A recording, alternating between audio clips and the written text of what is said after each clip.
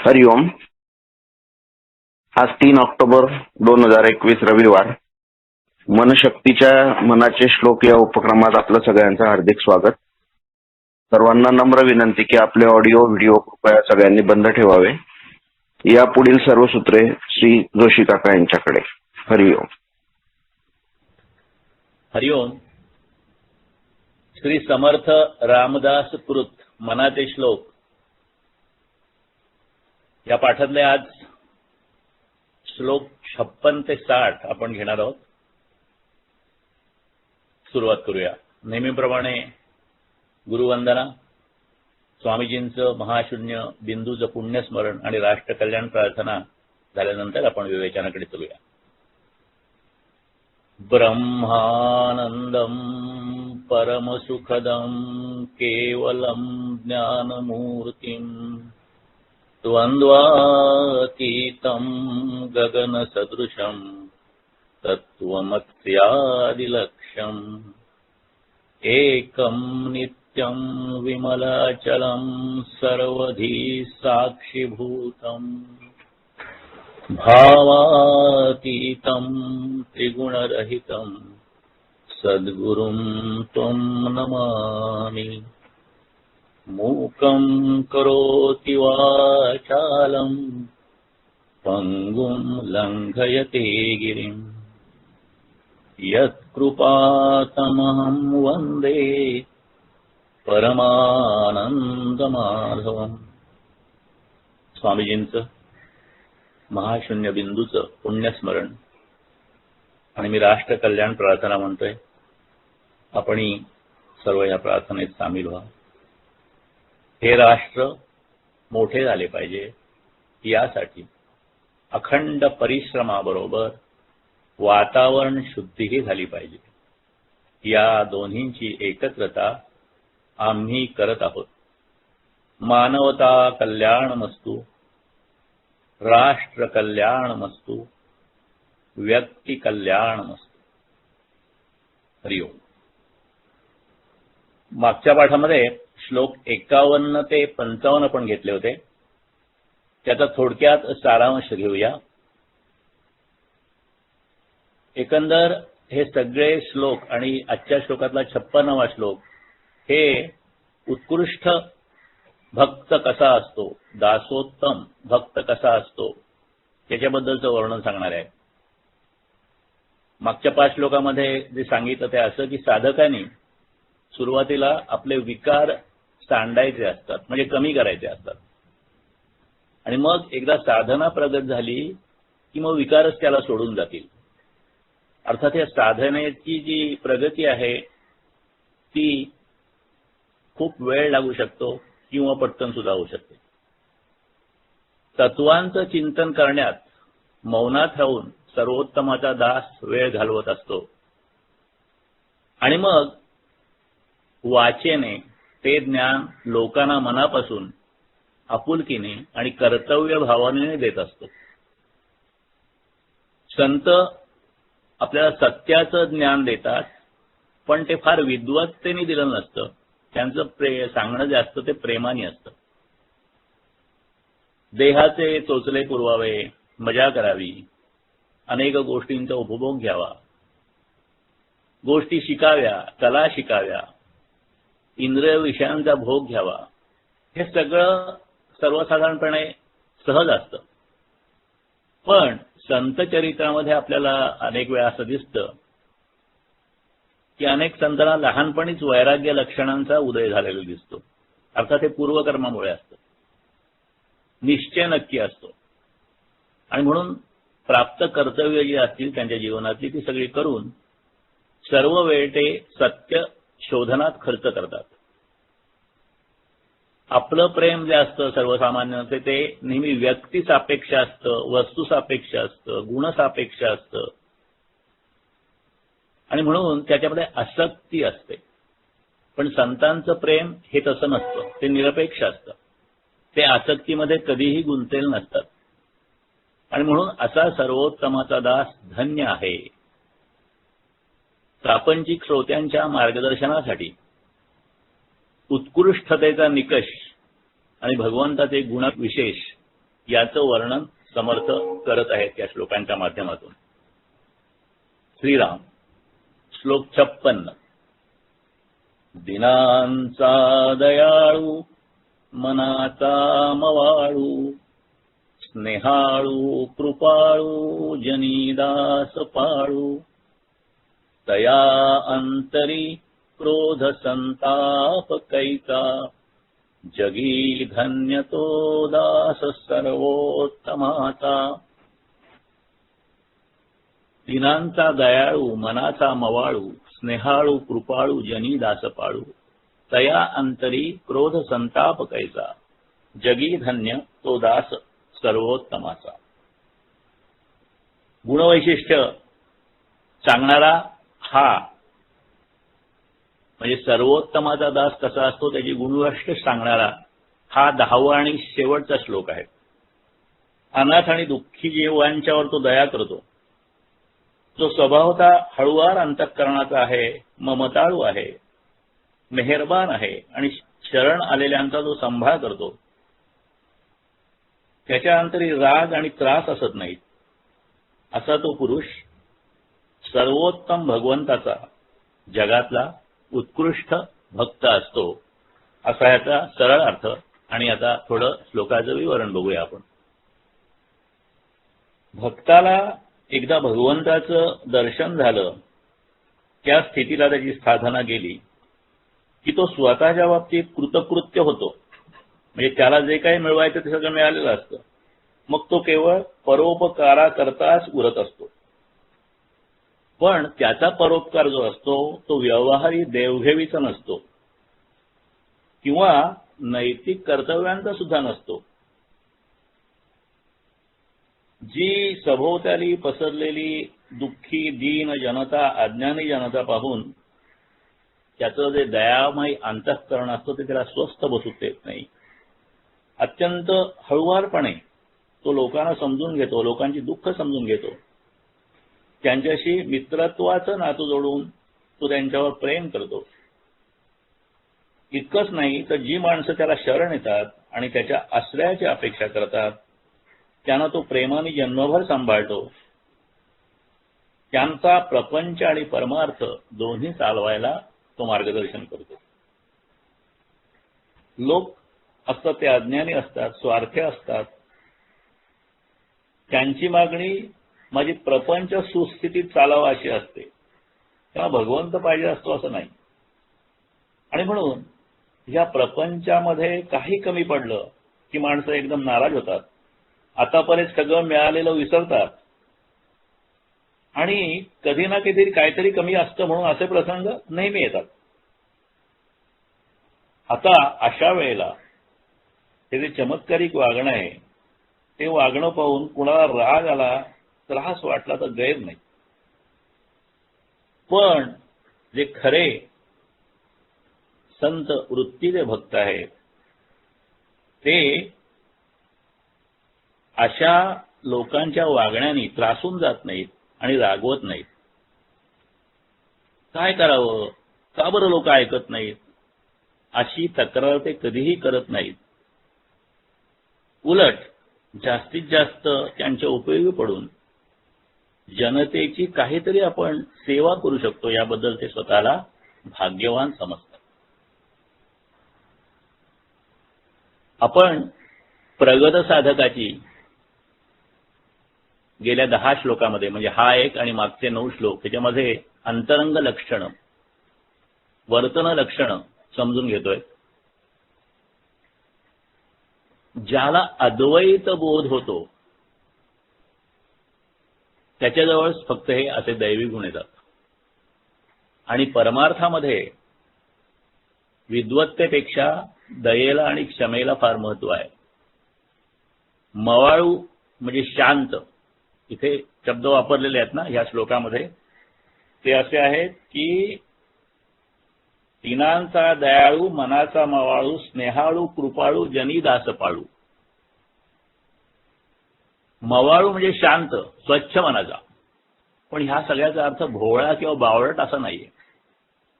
तो सर्वांचा सहृदय असतो, सर्वांशी सर्व जगाशी जवळीक असते, स्नेह असतो, मैत्री असते. सर्वार्थाने गरज असणाऱ्या दीनांना मदत करणारा, मदत सर्वस्वानी देणारा असा तो असतो. तन मन धन, त्याला जे शक्य असेल ते सगळी मदत तो देणारा असतो. चिंता करतो विश्वाची. समर्थ चरित्रामध्ये हे जे शब्द आहेत ते खूप अर्थपूर्ण आहेत. तर अशा माणसाचं जीवनचरित्र म्हणजे जवळजवळ समर्थ रामदासांचं संपूर्ण जीवनच असतं. स्वतः शांत, समाधानी आणि अंतर्यामी तृप्त अवस्था असून इतरांच्या कल्याणासाठी हा रामाचा दास जीवनभर झगडतो, जसे समर्थ स्वतः त्यांच्या जीवनात झगडले.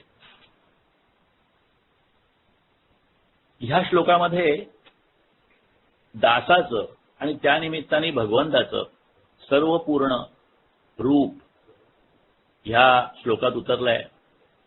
दयाळू, मवाळू, स्नेहाळू, कृपाळू, दासपाळू आणि क्रोधरहित असे गुणवर्णन आहे. दिनांचा दयाळू कोण असतो? तर एक तर सद्गुरू असतो किंवा परमेश्वर असतो. गायीला पाठीशी घेणारा दत्तगुरू असतो. तेव्हा कुठल्याही अवघड आणि कठीण अवस्थेमध्ये जर अत्यंत सूक्ष्म मनोभूमिकेतून आपण जर असू, म्हणजे मनाने आपण एकाग्र झालेलो आहोत, अत्यंत तरल अवस्थेत आहोत, सूक्ष्म चिंतन चालू आहे, आणि अशा स्थितीमध्ये जर का आपण परमेश्वराची करुणा भागली तर संकटात अनेक वेळा आपल्याला अकल्पित पद्धतीने मार्ग मिळतो. असा अनुभव प्रत्येकाने आयुष्यात कधी ना कधीतरी घेतलेला असतो. भक्ती मार्गाने जाणारा जो साधक असतो, जो साधनेच्या मार्गाने जाणारा माणूस असतो, जो प्रामाणिक साधक असतो, त्याला अशा प्रकारचा आधार एकदाच नाही तर अनेक वेळा नेहमी प्राप्त होत असतो.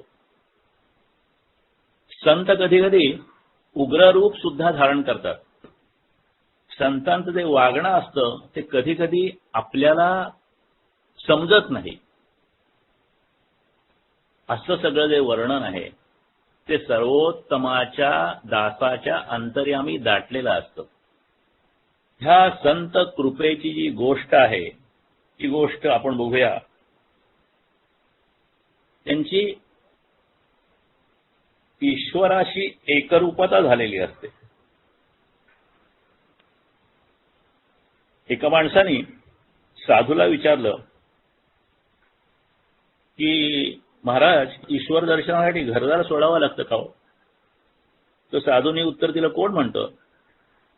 संसारात राहून जनकाने ईश्वर दर्शन करून घेतलं, एकनाथाने संसार करूनच सगळं अध्यात्म केलं, आपल्याला सुद्धा ते साधेल. दुसऱ्या एका माणसाने त्याच साधूला विचारलं, मग घरदार सोडल्याशिवाय ईश्वर दर्शन होऊ शकतं का? साधूने उत्तर दिलं, कोण म्हणतं?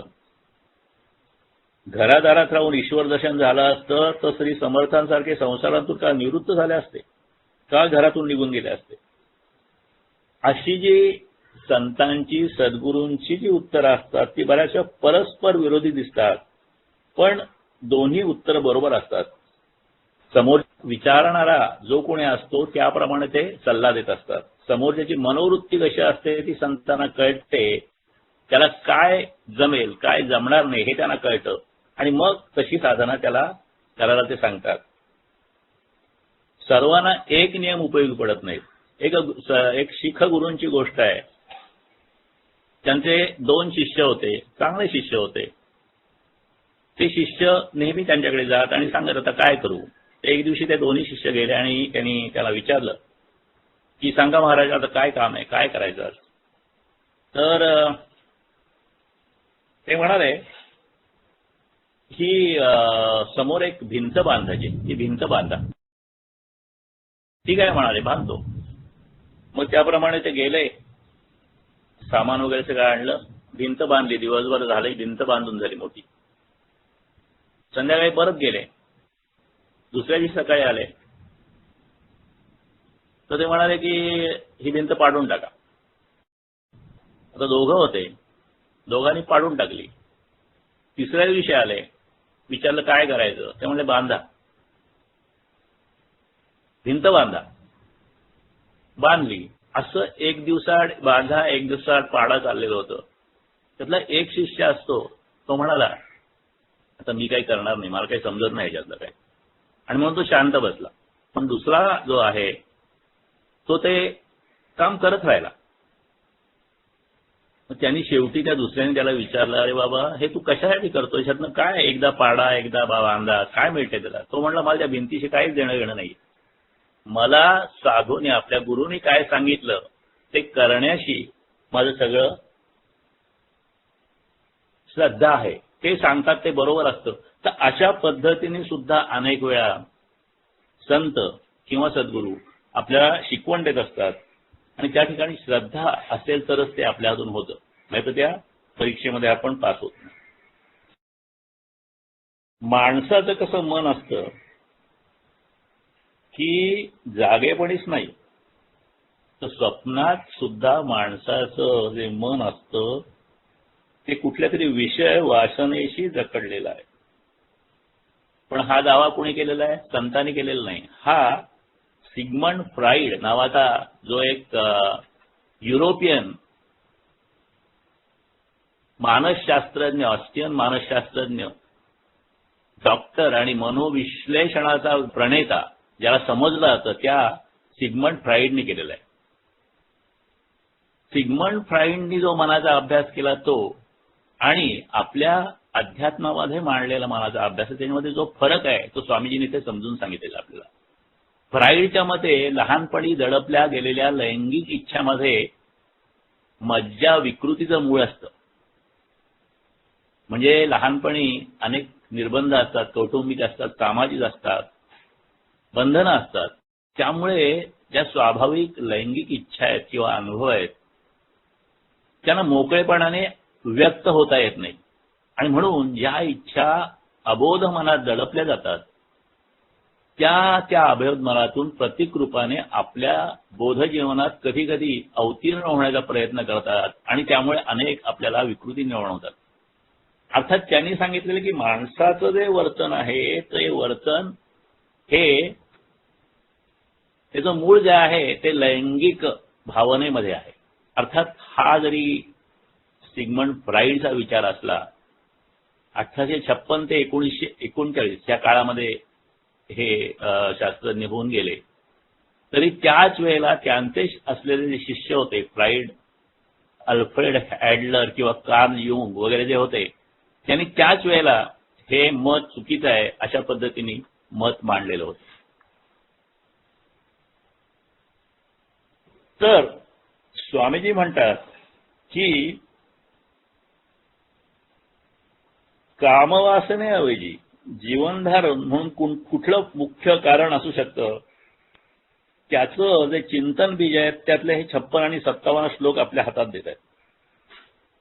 या श्लोकामध्ये श्रीरामाचा दयाळूपणा, स्नेह, कृपाळूपणा, भक्तिहित दक्षता दाखवलेली आहे आणि सांगितलेलं आहे की हे सगळं जर का आपण केलं, हे जर का आपण आपल्या वर्तनात आणू शकलो, तर त्यामुळे राग, क्रोध हे आपल्या आयुष्यातून संपून जाईल आणि मग फक्त सुख काय ते उरणार आहे.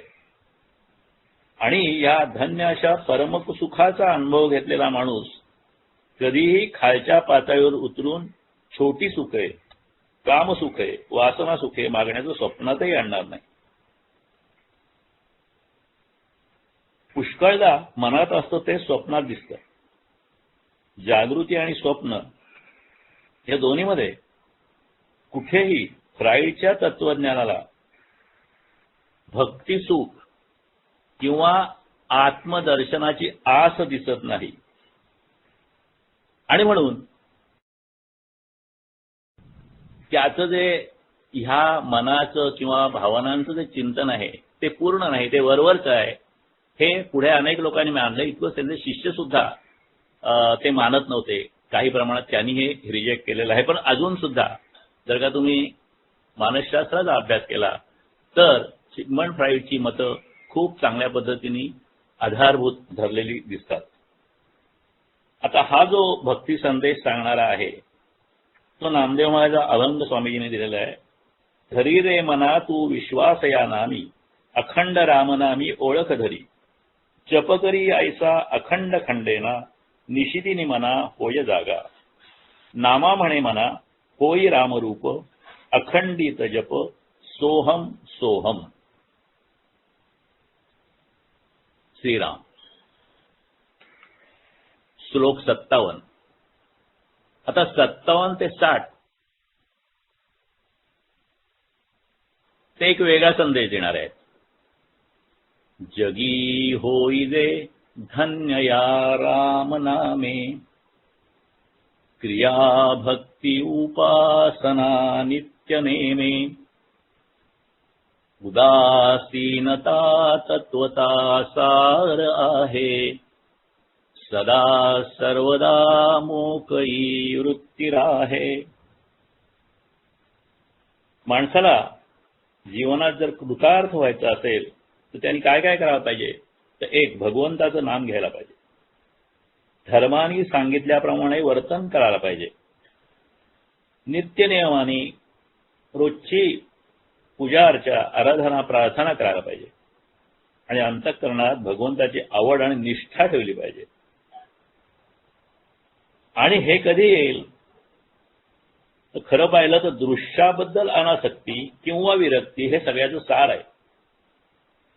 म्हणजे उदासीन वृत्ती असेल, अलिप्त वृत्ती असेल तर असा माणूस जो असतो तो कुठेही बंधनात अडकत नाही आणि त्याच्या जीवनामध्ये नेहमी स्वतंत्रता आढळते, असं हा श्लोक आपल्याला सांगतोय.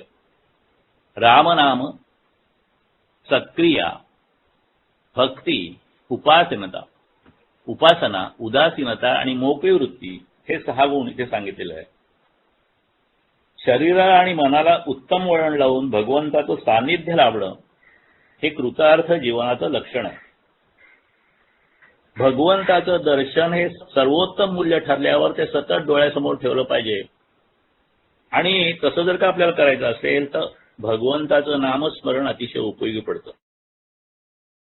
कर्मठपणा न येऊ देता धर्माचार पाळण्याने जीवनात शिस्त येते. कर्मठपणा नाही म्हणजे ते काय म्हणतात कर्मकांड करायचं आहे परंतु त्याच्यामध्ये कर्मठपणा असला नाही पाहिजे. असं केलं तर जीवनात शिस्त येते, शरीराचा पवित्रपणा टिकतो आणि भगवंताची सेवा घडून त्याच्या अस्तित्वाची जाणीव निर्माण झालेली स्थिरावण्यास नित्य नियमांनी केलेली उपासना अतिशय उपयोगी पडते. माणूस मनाने ज्या वस्तूला किंवा व्यक्तीला चिकटलेला असतो त्या वस्तूचं वा व्यक्तीचं बंधन त्याच्यावर आपोआप पडतं. आपण अनेक गोष्टींना, अनेक वस्तूंना आणि अनेक व्यक्तींची संमतीत असल्यामुळे सामान्य माणूस अनेक बंधनांनी जखडलेला असतो आणि त्यामुळे त्याला मनाचं स्वातंत्र्य भोगता येत नाही. मग त्याच्यावर उपाय असा केलाय, सांगितलाय की माणसाने भगवंताखेरीज इतर बंधनं तोडल्याशिवाय त्याला भगवंताला चिकटता येणार नाही. ही बंधनं तोडून मोकळं होणं म्हणजे उदासीनता, निस्संगता किंवा निष्कामता होय. ह्याचा अर्थ असा की आपल्याला आपल्या नेहमीचे व्यवहार करून जे काही मोकळा वेळ मिळेल त्यावेळेला चिंतन फक्त भगवंताचं असावं. अर्थात ते एकदम जमणार नाही परंतु प्रयत्न असावा असं ह्या श्लोकाचं सांगणं आहे. सर्वोत्तम दासाची लक्षणं आपण 10 श्लोकामध्ये बघितली पण ती स्थिती कशी येते ते आता सांगणारे पुढचे 4 श्लोक आहेत. रामनाम घेणं म्हणजे आत्मारामाचं चिंतन आणि त्याचं सदैव स्मरण आणि त्याचं सदैव स्मरण म्हणजे सगळ्या अन्य गोष्टींचं विस्मरण.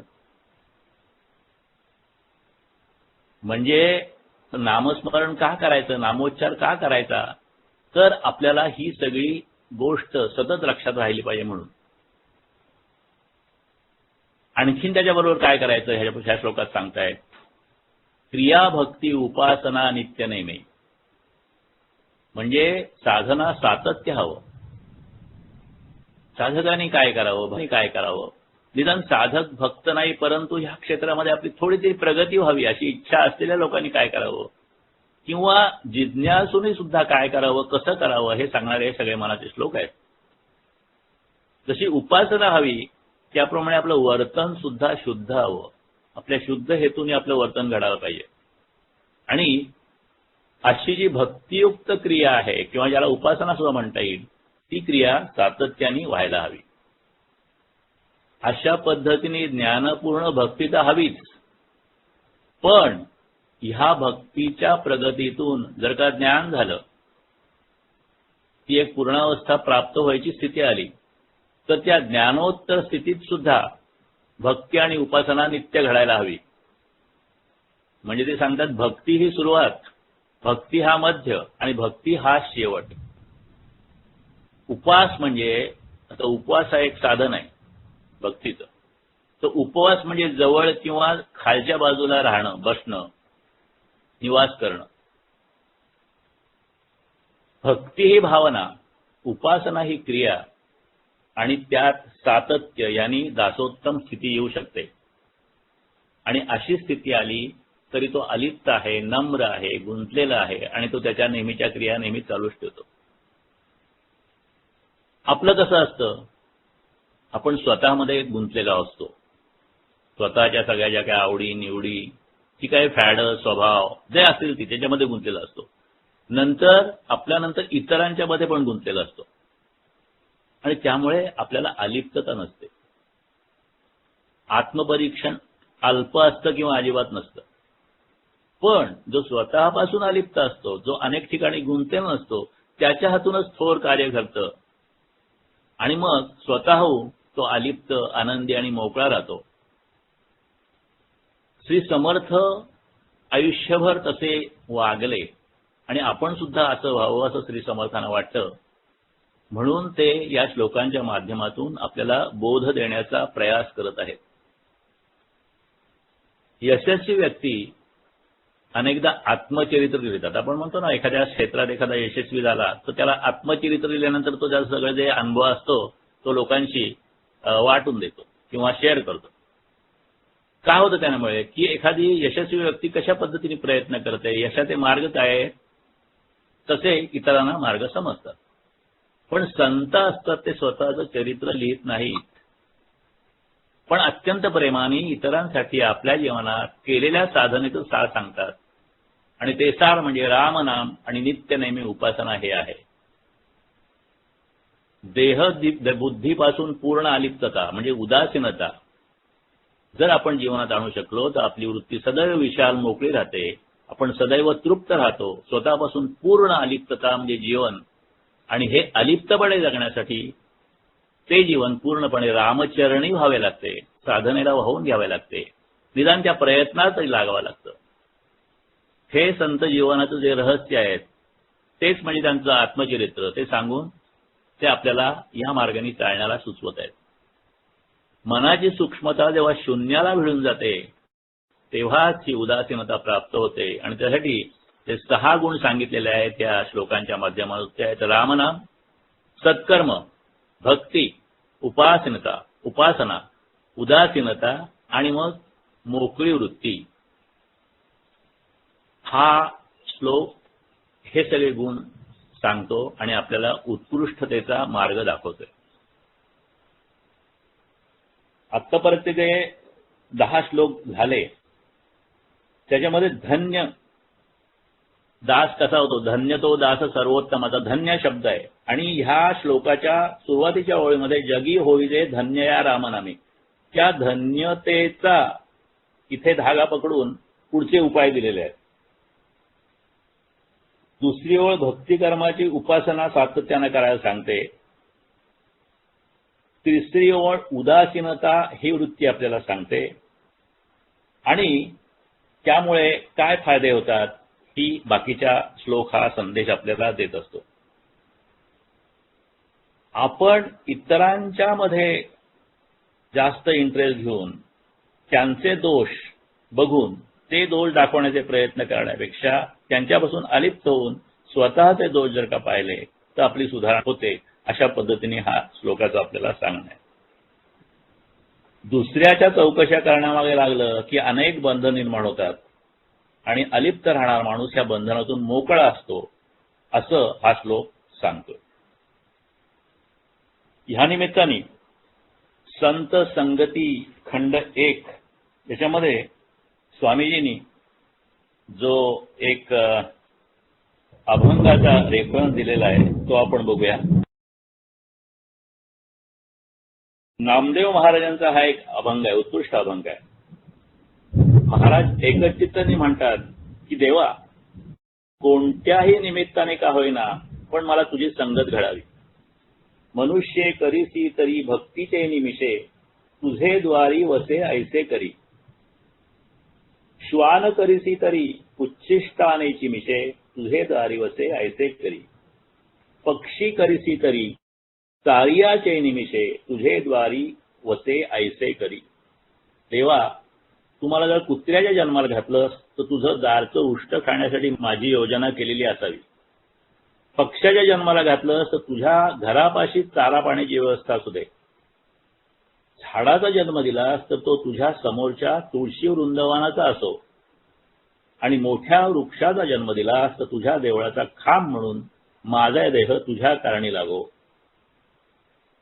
आणि पाषाण करीसी तरी रंग शिळेची निमिषे, तुझे द्वारी वसे ऐसे करी. जर जन्मात मी दगड झालो तर मी तुझ्या देवळाची पायरी व्हावी, असं नामदेव त्यांच्या अभंगामध्ये नामा म्हणे विठो कीर्तनाचे निमिषे, तुझे द्वारी वसे ऐसे करी. म्हणजे कुठल्याही पद्धतीने कुठलाही जन्म असो, कुठलीही स्थिती असो, मला तुझं सानिध्य लाभावं, सदैव देवसंगती राहो, असं संत नामदेव या अभंगातून मागणी करतायत. आणि योगायोग असा की नामदेवांचा देह पंढरपूरला विठ्ठल मंदिरात पायरीसारखाच पडलेला आहे, कारण नामदेवांची पायरी तिथे आहे आणि ती ओलांडूनच मग मंदिरात जायला लागतं. ज्वलंत निष्ठेचं काय उदाहरण आहे ते आपण ह्या निमित्ताने ह्या श्लोकाच्या माध्यमातून किंवा ह्या अभंगाच्या माध्यमातून बघण्याचा प्रयत्न केला. श्रीराम श्लोक 58. नको वासना विषयी वृत्तिरूपे, पदार्थी जडे कामना पूर्वपापे. सदा राम निष्काम चिंतीत जावा, मना कल्पना लेश तोही नसावा. मना दृश्य वस्तूमध्ये वृत्तीरूपाने वासना गुंतून ठेवू नकोस. या कारणानेच पूर्वपापामुळे दृश्यात कामना चिकटते. म्हणून सदैव भगवंताचं निष्काम चिंतन करावं आणि मनामध्ये कल्पनेचा मागमूस सुद्धा नसावा. नको वासना विषयी वृत्तीरूपे, पदार्थी जडे कामना पूर्वपापे. आणि म्हणून सदा राम निष्काम चिंतित जावा, मना कल्पनालेश तोही नसावा. वस पासून वासना शब्द सुरू होतो. वस म्हणजे राहणे, वस्ती आपण म्हणतो तसं वस म्हणजे वासना. वस म्हणजे राहणं, स्थिर होणं. जी जीवाला इंद्रियांच्या क्षेत्रात किंवा दृश्यात नेऊन बसवते ती वासना. 5 इंद्रिय 5 प्रकारे म्हणजे शब्द स्पर्श रूप रस आणि गंध आणि दृश्य म्हणजे 5 इंद्रिय म्हणजे शब्द स्पर्श रूप रस गंध ही त्यांच्या क्रिया आहेत. आणि ह्या 5 रूपांनी काय त्या आत घेतात तर समोरचे दृश्य असतात ते आत घेतात. आणि मग त्या दृश्याचं जे सुख असतं ते तात्पुरतं सुख जीवाला मिळतं. आणि म्हणून जीव जो असतो ह्या 5 प्रकारच्या दृश्यामध्ये सतत धावत असतो आणि ह्याला विषय असं म्हणतात.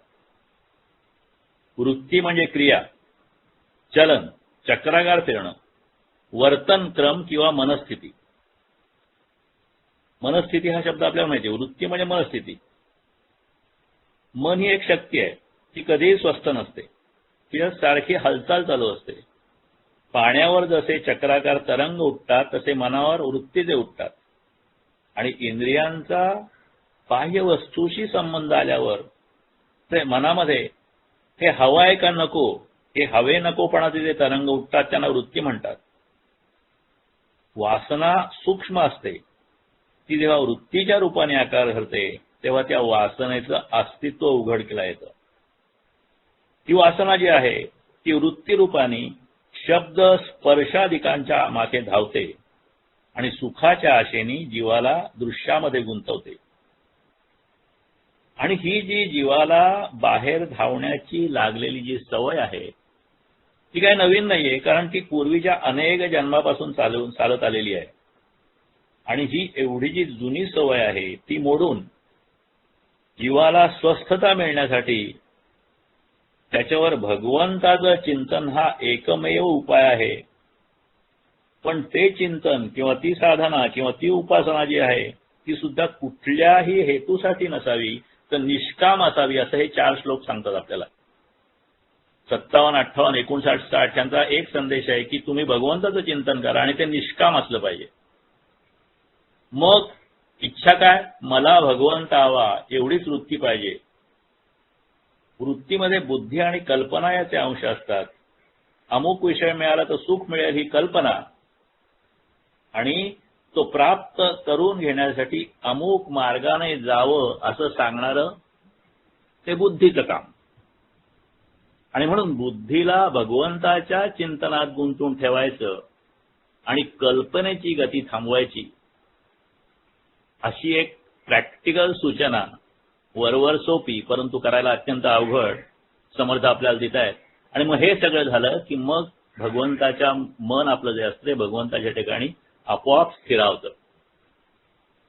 थोडक्यात ह्या श्लोकामध्ये आपण काय टाकायला हवं आणि काय करायला हवं हे दोन्ही समजून घेतो. आपल्या वृत्तीमध्ये विषय प्राप्तीची वासना नसावी. आता ती काय आहे, काय येते, जन्मोजन्मी काय येते, तर अंतकाळी जी वासना असेल तसा जन्म येतो आणि जन्मभर जसं वागतो त्याप्रमाणे अंतकाळी वासना उत्पन्न होते. म्हणून जन्मभर सावधपणे वृत्ती घडवत गेलं पाहिजे. स्वपरीक्षण आणि संकल्पाने संयमाचं पालन करत राहिलं पाहिजे, तर हे शक्य होईल. अध्यात्म साधना किंवा अध्यात्म अभ्यास म्हणजे स्वतःला स्वतः घडवण्याचा अभ्यास आहे. मना वासना वासुदेवी वसुदे असं आपल्याला संत सांगतात. ही जी वासना आहे, आपण मागच्या वेळेला सुद्धा ह्या वासनेबद्दल काही श्लोकामध्ये बघितलेलं आहे. ह्या वासनेचा वेग, ह्या वासनेची शक्ती ही प्रचंड असते, तीव्र असते, खूप शक्तिवान असते ही ती वासना. त्यामुळे वासना आली की त्याप्रमाणे किती जरी आपल्याला बुद्धीने कळलं असतं तरी सहज कृती घडून जाते.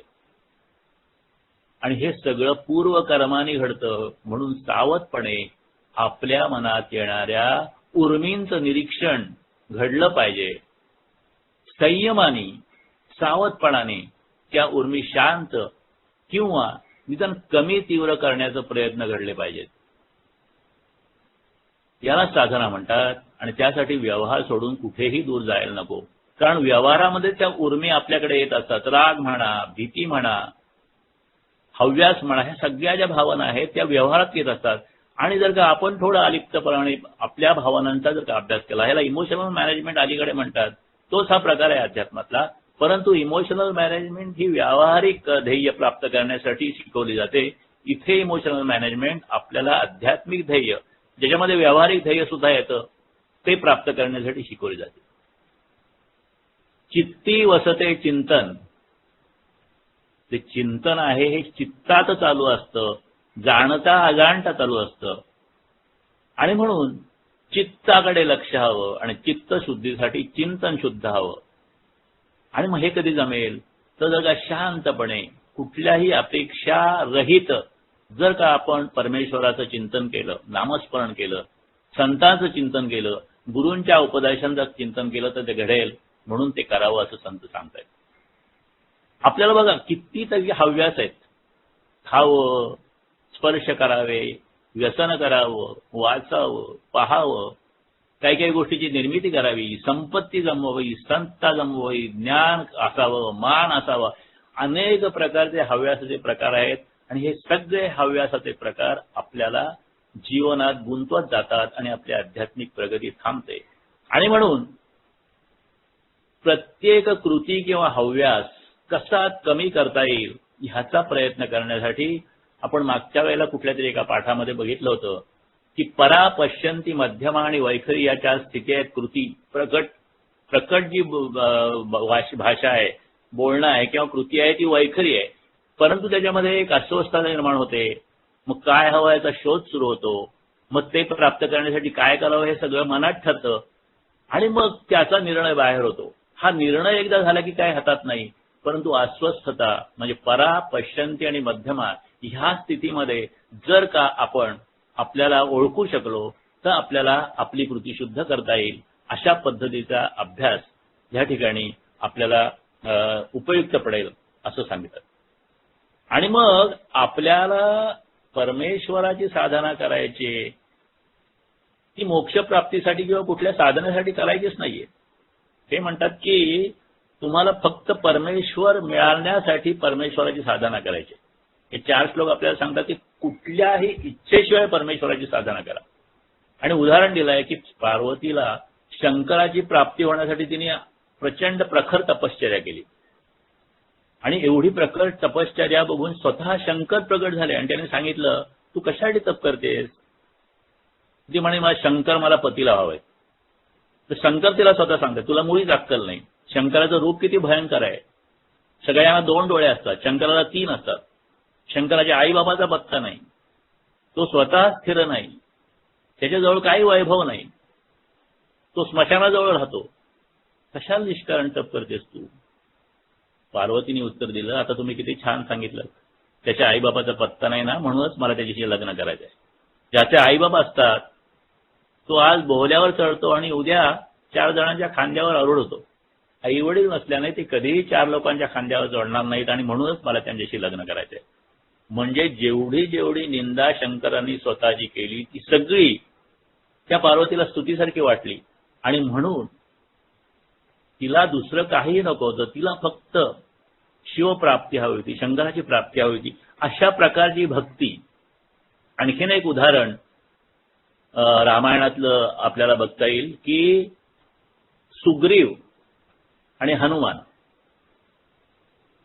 या दोघांचा रामाशी संबंध आला. हनुमानाने त्या ऋष्यमुख पर्वतावर रामाला जेव्हा प्रथमच पाहिलं तेव्हाच तो रामाशी जोडला गेला आणि रामाचा भक्त झाला आणि रामजीवन किंवा रामभक्ती हेच आपलं कार्य हे त्याला कळलं. परंतु सुग्रीव जो होता त्या सुग्रीवाची आणि रामलक्ष्मणाची ओळख हनुमंतानेच करून दिली.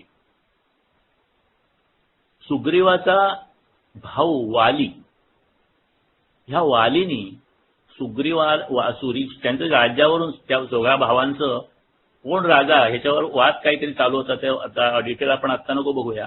परंतु तो सुग्रीव हा त्याला हाकलून दिलं होतं वालीनी आणि त्यामुळे सुग्रीवाला वालीचा वध करायला पाहिजे होता किंवा वालीचा सूड घ्यायचा होता आणि ते राज्य प्राप्त करायचं होतं.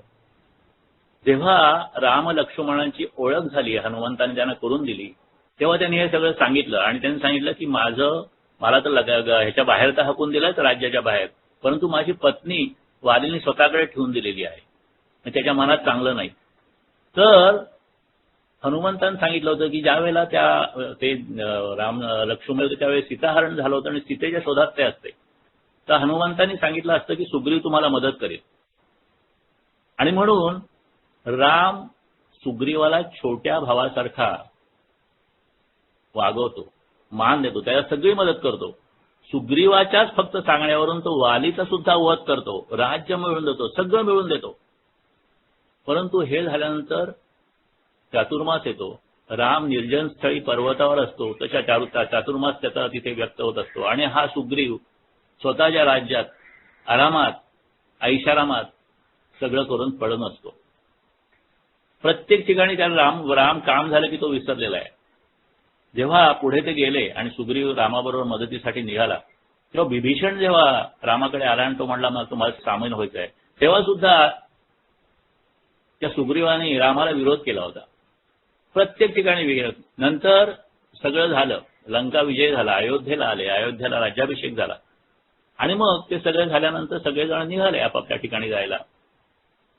हनुमानाला सांगितलं तेव्हा हनुमान सांगितलं की मला कुठेच जायचं नाही, आता माझं काम नसेल तर मी इथे राहणार नाही तुमच्या जवळ, परंतु मला तुमचाच विचार आता आहे, माझा दुसरा विचार माझा नाही. आणि राम सेवेमध्ये ते पूर्ण मग्न झाले हनुमंत.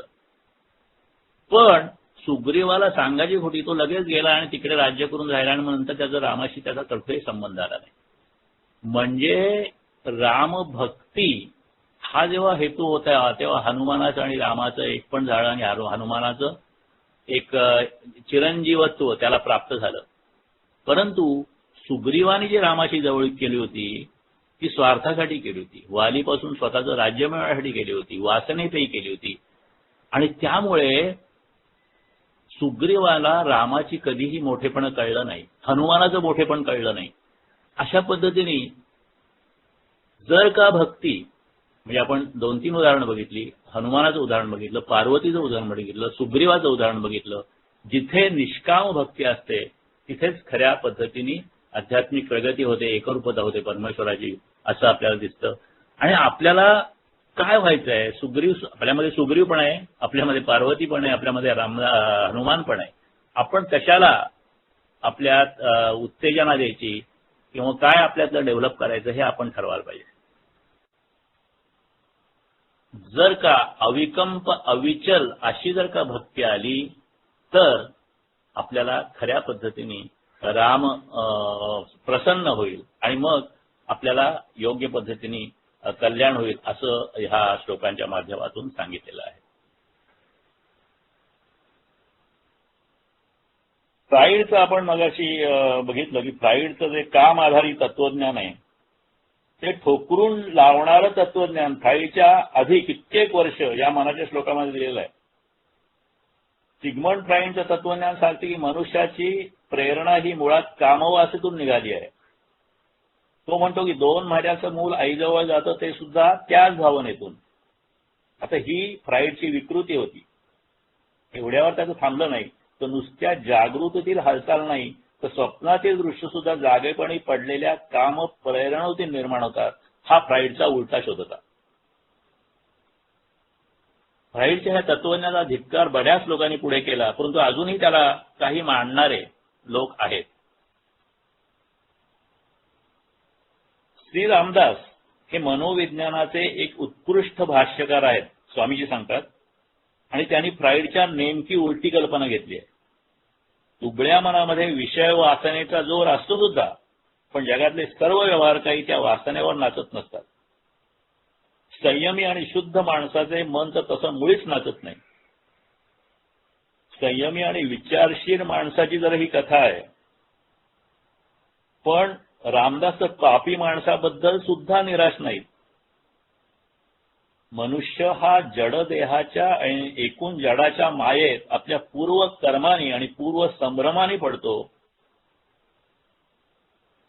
पण अशा माणसाने सुद्धा जर का विषय वासनेची वृत्ती टाकण्याचा संकल्प केला आणि श्रीरामाचं चिंतन निष्काम मनाने केलं तर त्याला रामप्राप्ती होऊ शकते, असं आपल्या समर्थ सांगतात. निष्काम याचा अर्थ कर्म त्या आयुष्यात करायला लागणार आहे, तर ते कर्म सत्कर्म असावं, असा आपल्याला त्याचा अर्थ काढता येईल आणि तो बरोबर आहे. ह्या निमित्ताने आपण संत संगती खंड 1 मधलं अजून एक उदाहरण बघूया, जे आपल्याला हा संदेश अधिक चांगल्या पद्धतीने समजून सांगतो. तो अभंग आहे तुकारामांचा. नको नको मना गुंतू मायाजाळी, काल आला जवळी ग्रासावया, काळाची हे उडी पडेल बा जेव्हा, सोडविना तेव्हा माय बापा, सोडविना राजा देशेचा दौधरी, आणिक सोयरी भली भली, तुका म्हणे तुला सोडविना कोणी, एका चक्रपाणी वाचून या. आणि मग त्या ठिकाणी स्वामीजींनी एक उदाहरण दिलंय आणि ते खूप वेगळ्या पद्धतीचं उदाहरण आहे. भारताचे माजी राष्ट्रपती डॉक्टर झाकीर हुसेन हे जेव्हा देहांतर करून गेले, जेव्हा त्यांचा मृत्यू झाला, त्यावेळेला त्या राष्ट्रपतींच्या पत्नीने म्हणजे झाकीर हुसेन यांच्या पत्नीने एक सत्य जे सांगितलं ते अत्यंत मर्मग्राही होतं. त्यावेळेला तिची बातमीच आली होती पेपरमध्ये मौत तो क्या कभी भी आ सकती है, गुसल खाने में भी आ सकती है. गुसल खाना म्हणजे स्नानगृह. आपल्या पत्नीशी गप्पा मारताना काही दिवसापूर्वी डॉक्टर जकीर हुसेन यांनी हे उद्गार काढले होते मृत्यूच्या पूर्वी, काही दिवसापूर्वी. आणि योगायोग कसा पहा, क्रूर काळाने ती गोष्ट तंतोतंत खरी ठरवली. पतीच्या मृत्यूनंतर पतीच्या शवाजवळ शोकाकुल अवस्थेत बसलेल्या बेगम शहाजहा शेजारी बसलेल्या एका वृद्ध बाईला, स्त्रीला सांगत होत्या, इसमें अल्लाह का बहुत बड़ा करिश्मा है, चमत्कार आहे. बाहेर 3 डॉक्टर बसले होते, पण ह्यांना त्यावेळेला स्नानगृहामध्ये जायची इच्छा झाली आणि स्नानगृहामध्ये गेल्यानंतर त्यांना मृत्यूनी बोलवलं. हे हृदयद्रावक सत्य माणसाला पटतं, पण कधी ते प्रसंग कोसळल्यावर आणि विशेषतः तो प्रसंग कोसळून गेल्यावर तोपर्यंत आपल्या तंद्रीत आणि तोऱ्यात मनुष्य गुरफटून जातो. कधी त्याला क्रोध म्हणतो, कधी लोभ म्हणतो, कधी मत, कधी प्रेम, कधी मत्सर. पण ही सगळी मायेचीच बाळं आहेत असं एका अर्थाने म्हणता येईल. आणि मायेचा अर्थ म्हणजे भ्रम असा आहे. आणि म्हणून महाराज म्हणतात, अरे मना, मायेच्या जाळ्यात गुंतू नकोस, काळ तुला गिळायला आलाय. काळाची उडी पडेल तेव्हा आई वडील, नातेवाईक किंवा साक्षात राष्ट्र प्रमुखही सोडू शकणार नाही. त्या प्रसंगामध्ये फक्त देवच उपयोगाचा. मात्र देवाचा उपयोग काळाचा कोळी गिळायला आल्यानंतर करायचा नाही. आणि ते संदेश हे आपल्याला अभंग देत आहे. श्रीराम. श्लोक 59. मना कल्पना कल्पिता कल्पकोटी, नव्हे रे नव्हे सर्वता राम भेटी. मनी कामना राम नाही जयाला, अति आदरे प्रीती नाही तयाला. मना कल्पना कल्पिता कल्पकोटी, नव्हे रे नव्हे सर्वथा राम भेटी. मनी कामना राम नाही जयाला, अति आदरे प्रीती नाही तयाला. मना नाना प्रकारच्या अनंत कल्पना करीत गेल्याने भगवंताचं दर्शन कदापि होणार नाही. ज्याच्या अंतरी वासना असतात त्याच्या अंतरी भगवंताविषयी कामना असत नाही. भगवंताविषयी कामना नसेल तर भगवंतावर निष्ठायुक्त प्रेम बसत नाही. आपण जीवनात अनेक कल्पना करत असतो आणि कल्पना जीवनात उपयोगी पडते सुद्धा, हे सुद्धा खरं आहे. पण त्या कल्पनेला जर का मोकाट सोडली तर धड प्रपंच पण नाही आणि धड परमार्थ नाही अशी स्थिती येते. कल्पनेच्या जगात रमणाऱ्या माणसाकडून भगवंताचं चिंतन नीट घडत नाही, पण जीवनातल्या गोष्टी पण नीट घडत नाहीत. भगवंताचं जर का दर्शन पाहिजे असेल तर भगवंताचं सतत चिंतन करायला लागतं.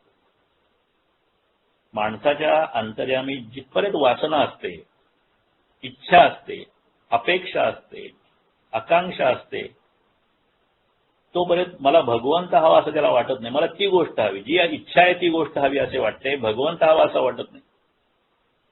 भगवंत हवाच असं मनापासून वाटलं की त्याच्याबद्दल प्रेम निर्माण होत नाही. आणि म्हणून मना कल्पना कल्पिता कल्पकोटी, नव्हे रे नव्हे सर्वथा राम भेटी. कल्पना ह्या शब्दाचं थोडं विवरण ह्या श्लोकामध्ये दिलेलं आहे. मनात कल्पना येते, मग त्या कल्पनेचा विस्तार होतो,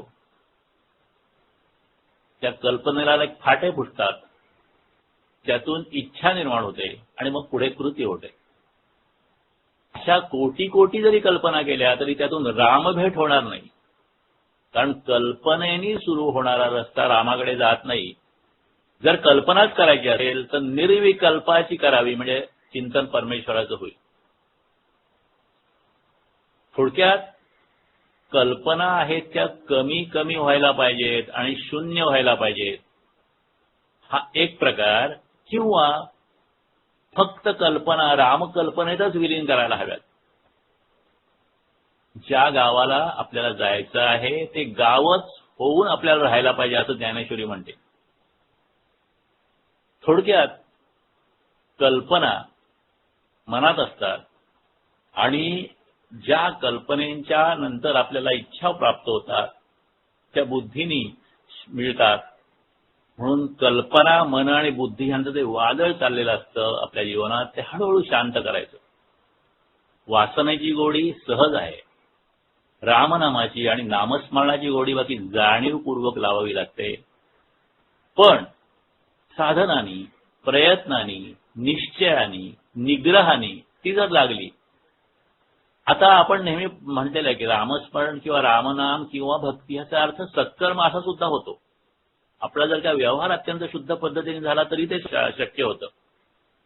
तर हे सगळं जर का घडलं तर मग रामनामानी, चांगल्या हेतूनी, पवित्र हेतूनी, मंगलतेनी आपलं अवधान अंतर्बाह्य भरून जातं आणि मग जीवन धन्य होतं असा संतांचा अभिप्राय आहे.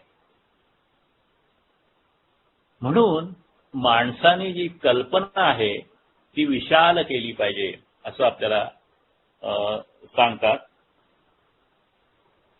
किती कल्पना विचार करायची? तर आपल्याला परमेश्वर सर्वव्यापी आहे, सर्वत्र आहे असं आपण ऐकलेलं आहे. एक गोष्ट आहे स्वामीजींनी दिलेली ह्या संत संगती खंड 1 मध्ये, ती आपण बघूया. ज्ञानेश्वरीमधल्या ओव्यांच्या निमित्ताने ही गोष्ट दिलेली आहे. देव श्रेष्ठ आहे का? श्रेष्ठत्व आहे का? तो आपल्याला किती उपयुक्त आहे, किती शक्तिमान आहे? या जगाच्या अफाट विस्तारामध्ये देव कुठेच आपल्याला माणसाला एक संभ्रम असतो. आणि दुसरा एक प्रश्न संभ्रम असतो तो असा की अफाट जगापेक्षा देवाची शक्ती तरी किती मोठी असेल? हे जग एवढं अफाट आहे आणि देव त्याच्यापेक्षा किती शक्तिवान असेल? असा एक प्रश्न आपल्या मनामध्ये येत असतो नेहमी. कारण आपली कल्पना ही दृश्याशी संबंधित असते. दृश्यामध्ये कितीतरी गोष्टी असतात त्या आपल्या कल्पनेच्या शक्तीच्या पलीकडे असतात. मग देव ह्याच्यापेक्षा किती मोठा असेल? हेनरी वारिस रसेल नावाचे एक खगोलशास्त्रज्ञ होते आणि ते त्यांच्या युनिव्हर्सिटीमध्ये एकदा मिल्की वेवर व्याख्यान देत होते. नाही, मला वाटतं लायब्ररीमध्ये व्याख्यान देत होते, पब्लिक लेक्चर होत होते. तर मिल्की वे म्हणजे आकाशाच्या आकाशगंगा आहेत. त्या आकाशगंगामध्ये अनेक तारे असतात. त्या ताऱ्यापैकी एक सूर्य आणि सूर्याचे अनेक ग्रहांपैकी एक ग्रह पृथ्वी आणि अशा अखंड म्हणजे असंख्य आकाशगंगा आहेत असं सांगतात. तर त्या आकाशगंगाबद्दल ते व्याख्यान होत होते आणि मग त्यांनी सांगितलं त्या आकाशगंगेच्या मानाने आपली पृथ्वी म्हणजे एक क्षुल्लक लहान भाग आहे. म्हणजे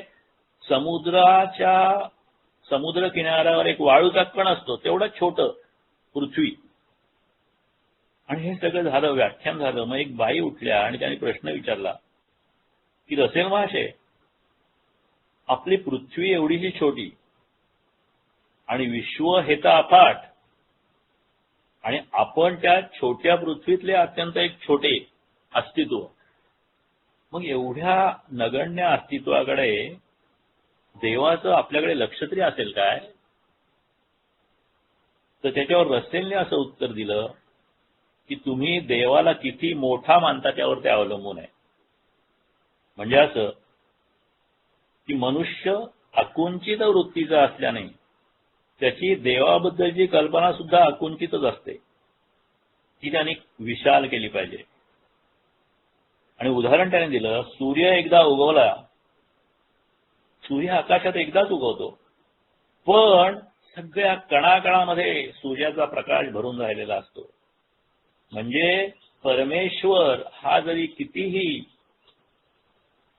दूर असला किंवा मोठा असला किंवा अलिप्त असला तरी जसा सूर्य उगवल्यानंतर कणाकणामध्ये सूर्याचा प्रकाश जातो, तसाच परमेश्वर एकाच वेळेला सूक्ष्म आणि भव्य असं त्याचं रूप असतं. कितीही सूक्ष्म असली असली तरी त्याच्यातही तो परमेश्वर असतो. कितीही भव्य गोष्ट असली तरी त्याच्यातही परमेश्वर असतो. हे मना, तू जीवनामध्ये, व्यवहारामध्ये, व्यवसायामध्ये, भौतिक आयुष्यामध्ये विविध कल्पना करून त्यावर आधारित प्रयत्न यशप्राप्तीसाठी केलेस. काही कल्पना उपयुक्त असतील, काही निरुपयोगी ठरल्या जातील, पण अध्यात्माच्या वाटेवर भगवत प्राप्तीच्या प्रयत्नात ह्या तुझ्या कोटी कोटी कल्पना उपयुक्त नाहीत. मनाच्या इच्छा, कामना, वासना यांच्या पूर्तीसाठी विविध कल्पनांना ते जन्म देतात. पण भगवत प्राप्तीसाठी नेमकी उलटी गोष्ट आहे. वासना कमी करीत त्या शून्यावर आणायच्या असतात. आणि गेल्या 3 श्लोकामध्ये क्रमाक्रमाने या गोष्टी समजून दिलेत. आणि आता समर्थ अंतिम गोष्ट सांगतायत. त्या गोष्टी म्हणजे मन, वृत्ती आणि कल्पना ह्याच्यावर माणसांनी काम करायला पाहिजे. वृत्ती पालट करायला पाहिजे, मनाची तयारी करायला पाहिजे आणि कल्पनाचा संकोच करता यायला पाहिजे. मनाची स्थूलता जी आहे, मन सूक्ष्म करायला पाहिजे. मन सूक्ष्म झालं तर वृत्ती व्यापक होऊ शकते. जसं पिंजरा आहे, त्या पिंजऱ्यामध्ये पाखरं आहेत आणि पिंजरा उघडला तर आतलं पाखर उडून जातं. तसं कल्पनेच्या ताब्यातले मन चंचल असतं. म्हणून कल्पनेचे पंख काटले, कमी केले, कल्पना कमी केल्या तर वृत्तीची चंचलता कमी होईल आणि मनाची स्थूलता कमी होईल आणि मनाची सूक्ष्मता वाढेल. म्हणजे जी प्रोसेस आहे ती अशी आहे: कल्पना शून्यता, वृत्ती स्थिरता, मन सूक्ष्मता. आणि फक्त रामदर्शनाची अनिवार्य ओढ असेल, तेवढी एकमेव जर का वांछा असेल तर मन सूक्ष्म होईल, वृत्ती स्थिर राहील. रामभेटीच्या क्षणाचे अत्यंत आदराने साधन केलं तर आपल्याला आपलं आध्यात्मिक ध्येय गाठता येईल. हे सगळं जर खरी आध्यात्मिक ओढ असेल, राम भेट हेच ध्येय असेल तरच घडू शकेल. आपण जेव्हा शांत असतो, एकटे असतो, त्यावेळेला आपलं बोलणं थांबलेलं असतं बाहेरशी, परंतु आपण आपल्या मनाशी बोलत राहतो. आणि सर्वात जास्त वेळ आयुष्यातला आपण आपल्या मनाशीच बोलत असतो. त्या बोलण्यामध्ये ह्या सगळ्या कोटी कोटी कल्पना येतात. त्यातल्या काही व्यवहारात उपयोगी पडतात, काही उपयोगी पडत नाहीत. पण परमेश्वराच्या बाबतीत त्या कुठल्या उपयोगी पडत नाहीत. जया वर्णिता शीणरी वेदवाणी, असं या परमेश्वराचं वर्णन रामदास स्वामींनी केलेलं आहे. असा जो भगवंत आहे तो आपल्या मानवी कल्पनेच्या आव्यागात कसा येणार. आणि म्हणून कल्पना आध्यात्मिक साधनेत उपयुक्त नाही. कल्पना ह्या आपल्याला जडलेल्या चिवट रोगावर मात कशी करावी, कल्पनाबंदीचे उपाय काय आहेत त्याच्यावर दासबोध सांगतो. सद्गुरु वचिनी दृढ विश्वास, अनन्य भावे शरण, या नाव तत्शिष्य. प्रत्येक क्षणी आपल्याला सद्गुरूंचे तत्व मार्गदर्शन आणि त्या मार्गदर्शनावर आधारित आपलं अखंड वर्तन सूत्र असं जर का राहिलं, म्हणजे 24 तास आपल्याला आपल्या गुरूंनी किंवा आपल्याला आध्यात्मिक कल्पना ज्यांनी शिकवल्या त्यांच्या उपदेशाचा जर का आधार 24 तास आपल्या वर्तनाला राहिला तर हे सगळं शक्य आहे. आता हा सगळा जो मार्ग आहे तो अवघड आहे पण उपयुक्त आहे. आणि म्हणून ह्याला साधना म्हणतात. जी सहज साधत नाही ती साधना, असं साधनेचं स्वामीजींनी अत्यंत सुटसुटीत अशी व्याख्या केलेली आहे. ह्या कल्पनेची स्वामीजींनी जे ह्या श्लोकाचं जे विवरण केलेलं आहे त्याच्या अत्यंत व्यावहारिक उदाहरणं त्यांनी दिलेली आहेत ती आपण बघूया. ते म्हणतात, निवडणूक नुकतीच संपली होती. मतदार 1,00,000 होते आणि उमेदवार 3 होते. प्रत्येक उमेदवाराला विचारलं की तुला मी ते किती मतं पडतील, अजून काउंटिंग व्हायचं होतं. तर पहिल्यांनी सांगितलं 80,000 मतं पडतील, दुसऱ्यांनी सांगितलं 90,000 मतं पडतील आणि तिसऱ्यांनी सांगितलं 55,000. म्हणजे मुळात मतदार 1,00,000 आणि तिघांच्या कल्पना साम्राज्यातले मतदार होते 2,65,000. यशाच्या कल्पनेने माणसाला एवढा वेडापिसा केलेला असतो की त्याला उघड सत्य सुद्धा दिसत नाही. कारण निवडणुकीत लाखापैकी मतदान केलं होतं ते फक्त 60,000. म्हणजे सत्य किती दूर केलं ते पहा. आणि म्हणून रामदास सांगतात की रिकाम्या मनाचा टाळा म्हणून तो कोटी कोटी कल्पना केल्या तरी त्याचा उपयोग काय. अशा पोकळ कल्पनेने रामदर्शन दूर राहील. आणि रामदर्शन तर दूर राहीलच राहील, पण यशदर्शन आणि सुखदर्शन सुद्धा दूर राहील. कल्पनांचे बुडबुडे मनुष्य आकाशापर्यंत उडवतो, याचं कारण त्याची कामना. आणि हा कामना हा शब्द निष्कामच्या बरोबर उलटा आहे. आणि म्हणून रामाचे सुद्धा उलट आहे. राम हवा का काम हवा, असा हा श्लोक सवाल पुसतोय आपल्याला. फ्राईड फक्त कामच मानतो, म्हणून त्याच्याकडे हा पर्याय नाहीये. कारण फ्राईडला रामाचा पत्ताच माहीत नाही. त्याच्या दृष्टीने सगळं जीवन काममय आहे. भारतीय संस्कृती वेगळा विचार करते. भारतीय संस्कृती कामविकाराचं सामर्थ्य तर जाणते, पण काम म्हणजे फक्त तो संकुचित अर्थ न ठेवता भारतीय संस्कृती कामाचा विशाल अर्थ करते. आणि खोट्या वासनांना रामाचा पर्याय आहे हे निक्षून सांगते, धीर देते, धैर्य धराला समाज अभिमुख करते, शांती अभिमुख करते. अशा पद्धतीने स्वामींनी सांगितलेलं आहे की जर का आपण कल्पनांच्या ताब्यात वावरायला लागलो तर आपल्याला रामभेट तर नाहीच, परंतु यशभेट पण होणार नाही, सुखभेट पण होणार नाही.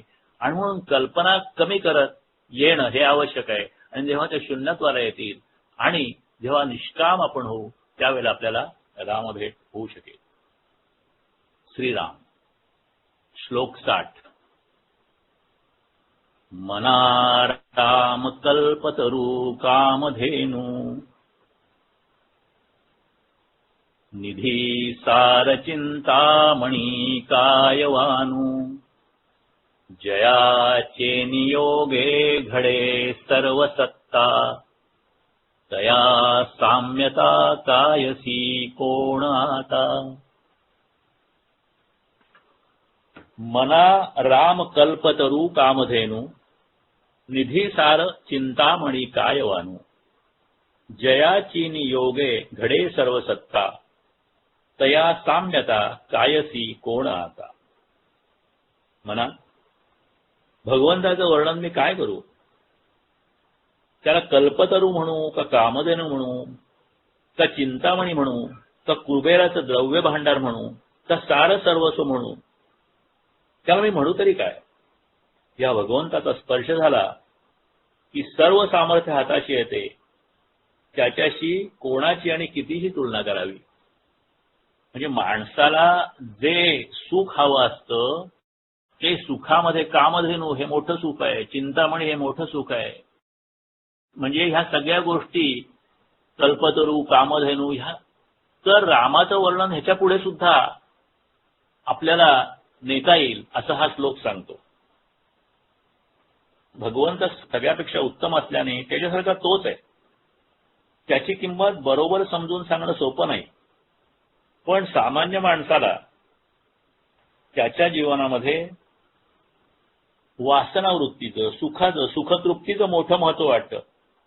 आणि म्हणून त्याला भगवंताचं मोठंपण सांगताना वासना, सगळ्या इच्छा तृप्त करणारा कल्पवृक्ष किंवा अमाप द्रव्य देणारा कुबेराचा खजिना किंवा काय पाहिजे ते देणारी कामधेनु समर्थाने आठवले. हा राम आहे तरी कसा, त्याचं श्रेष्ठत्व काय आहे ते आता समर्थ आपल्याला सांगतायत. आणि त्याचं थोडक्यात उत्तर असं आहे की राम मिळाला की काहीही मिळायचं राहत नाही. पण जेव्हा काही मागणं मनात घेऊन आपण रामसाधना केली तर मात्र काहीही मिळणार नाही. म्हणजे काहीही जर का मागणं मनात नसताना रामसाधना केली तर सगळं मिळेल, आणि काही मागणं मनात घेऊन आपण रामसाधना केली तर मात्र काहीही मिळणार नाही. असा हा एक विरोधाभास अध्यात्मामध्ये आपल्याला दिसतो. एक फकीर बादशाहकडे भिक्षा मागायला जातो. बादशाह त्याला सांगतो थांब जरा. बादशाह अल्लाकडे प्रार्थना करत असतो आणि अल्लाकडे मागणी मागत असतो. 1-2 मिनिटं थांबतो आणि फकीर परत जातो. नंतर परत जेव्हा भेटतो तेव्हा त्याला बादशाह विचारला की तू का बाबा परत गेलास. तर तो म्हणाला की तुम्ही पण मागताय, मी पण मागतोय, मग तुम्ही ज्याच्याकडे मागता त्याच्याकडेच मी मागायला जातो, असं म्हणून मी परत गेलो. आपलं अंतःकरण निर्मल पाहिजे, पवित्र पाहिजे. वासनामय अंतःकरणात राम वसत नाही. म्हणून मी नाही फक्त तू आहेस अशी भावना ओतप्रोत भरली पाहिजे मनामध्ये आपल्या. पूर्वक्रमाने प्रारब्धाने आपल्याला आयुष्यामध्ये संकट येतात, भोग येतात, समस्या येतात आणि ते सगळं भोगावंच लागतं. पण अशा काळात सुद्धा कितीही अवघड संकट आली तरी आपली श्रद्धा डळमळीत होता कामा नये. आणि जेव्हा या परीक्षा आपण उत्तीर्ण होऊ तेव्हा आपल्याला चिरंतन समाधान मिळेल असा हा श्लोक सांगतो. माणसाला सिद्धींची, चमत्कारांची ओढ असते. कल्पतरू आहे, कामधेनू, चिंतामणी ह्या गोष्टी असतात त्या चमत्कारांनी काही मिळवण्यासाठी उपयुक्त असतात. आणि बऱ्याच वेळा लोक संतांकडे, महात्म्यांकडे, ज्ञानी लोकांकडे जातात तेव्हा त्यांच्या मनामध्ये काही भगवंताची ओढ नसते. त्याला आपल्या ज्या वेगळ्या वेगळ्या मागण्या असतात त्या पुऱ्या करायच्या असतात, त्यासाठी त्यांची कृपा हवी असते. पण इथे समजावून सांगतात आपल्याला समर्थ की कल्पतरू तुम्हाला काही देईल, पण कल्पतरू सुद्धा मर्यादा आहेत. पण राम कृपेने जे मिळतं ते अपार आणि अमर्याद असतं. कल्पवृक्ष जो असतो तो एका ठिकाणी स्थिर असतो आणि त्यामुळे कोणी त्याच्या जवळजवळ पोचून प्रार्थना केली तरच त्याला त्याचं इच्छित मिळणार. तो कल्पवृक्ष स्वतःहून कुणाजवळ जाऊन त्याचं दुःख जाणून ते दूर करण्याचा प्रयत्न करणार नाही. पण संत महात्मे असे चालते कल्पवृक्ष आहेत. ते दीन दुःखी आज्ञ जीवांजवळ जाऊन त्यांची इच्छा पूर्ण करतात. आणि सर्वात महत्वाची गोष्ट म्हणजे कल्पवृक्ष असो किंवा चिंतामणी असो, ते देणार म्हणजे जे मागितलं तेच देणार. मागितलेलं मागणाऱ्याच्या खऱ्या हिताचं आहे किंवा नाही, ते त्याला खऱ्या पद्धतीचं शाश्वत सुख देणारं आहे की नाही, मागणाऱ्याला त्यातून सुख मिळणार आहे किंवा नाही याचा ते विचार करत नाहीत. पण भगवंत काय, संत हृदय काय, महात्मे काय ते अत्यंत विचारी असल्यामुळे मागणाऱ्याला त्याच्या मागण्याचं नाही तर त्याच्या खऱ्या सुखाचं काय असेल ते सांगतात आणि मागायचं काय हेही सांगतात.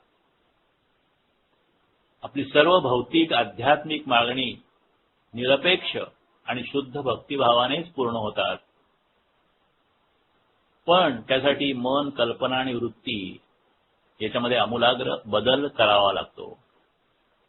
तो का आणि कसा करायचा हे समर्थ आपल्याला आईच्या मायेने समजावून सांगत आहे.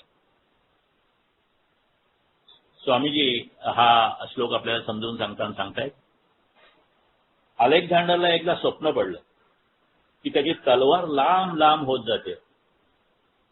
अलेक्झांडरनी त्याचा अर्थ तो जगत जेता होणार आणि त्याचं साम्राज्य लांब असणार असा घेतला. शिवाजी महाराजांना सुद्धा स्वप्नामध्ये अनेक वेळा वीरतेचे संदेश मिळालेले आपण त्यांच्या चरित्रात वाचतो. जडदेह म्हणजे आपलं जे शरीर आहे ते जड आहे. आपल्यामध्ये दोन गोष्टी आहेत, एक देह आहे आणि एक मन आहे. एक जड आहे आणि एक अजड आहे. त्यातला हा जडदेह आहे हा त्यातल्या त्यात इच्छाशून्य आहे. मनदेह किंवा मनस्थिती जी आहे ती इच्छामय आहे आणि त्याच्या पलीकडे उभी असणारी शक्ती म्हणजे काम ही फ्राईडची धारणा आहे. वास्तविक ह्याला सर्व विचारवंतांचा पाठिंबा कधीच मिळालेला नाहीये. भारतीय विचारधारामध्ये जडदेह आहे, मनस्थिती आहे, त्याच्यासमोर पुढे काम आहे असं फ्राईड म्हणतो. पण भारतीय विचारवंत म्हणतात ती जडदेह आणि मनस्थितीच्या पलीकडे आत्मा नावाची तिसरी अवस्था मानलेली आहे.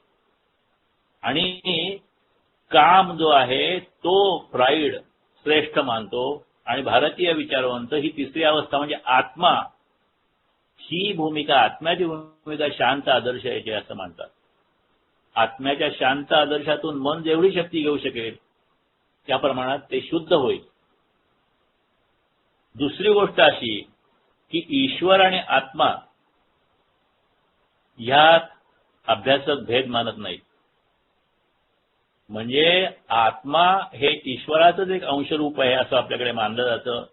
मन हे थोडंसं प्रकृतीच्या अधीन असल्यामुळे ते आत्म्यापासून थोडं दूर झालेलं आहे. परंतु जसजसं ते निष्काम होत जाईल तसं ते आत्मस्वरूप होतं आणि ईश्वर आणि आत्मा हा एकच आहे. आणि म्हणून प्रत्येकाच्या मनामागे जसा आत्मा आहे तसा प्रत्येकाच्या मनामागे राम उभा आहे. कारण आत्मा आणि राम याच्या एकत्वातून आत्माराम शब्द सिद्ध होतो. आणि म्हणून ह्या श्लोकात रामाचं कल्पतरूपण, दातृत्व किंवा कामधेनुपणाचं दातृत्व आणि हे किती मूलभूत मूल्याचं निर्माण झालेलं आहे ते दिसेल. म्हणजे कामधेनू तुम्हाला देईल, कल्पतरू देईल, चिंतामणी देईल, परंतु त्याच्या सगळ्या पलीकडे असलेला जो ईश्वर आहे आणि ज्याचा अंश आत्मा आहे त्या आत्म्याची जर का तुम्हाला ओळख झाली तर ह्याच्या पलीकडे सुद्धा अनेक गोष्टी मिळतील. त्याप्रमाणे मन आणि आत्माराम यांची समपातळी किंवा एकता ज्यामुळे निर्माण होते ते प्रयत्न आपण करायला पाहिजेत असं आपल्याला समर्थ ह्या श्लोकाच्या माध्यमातून सांगता आहेत. आता ह्या संबंधी संत कथा जी आहे त्या संत कथेची एक गोष्ट बघूया.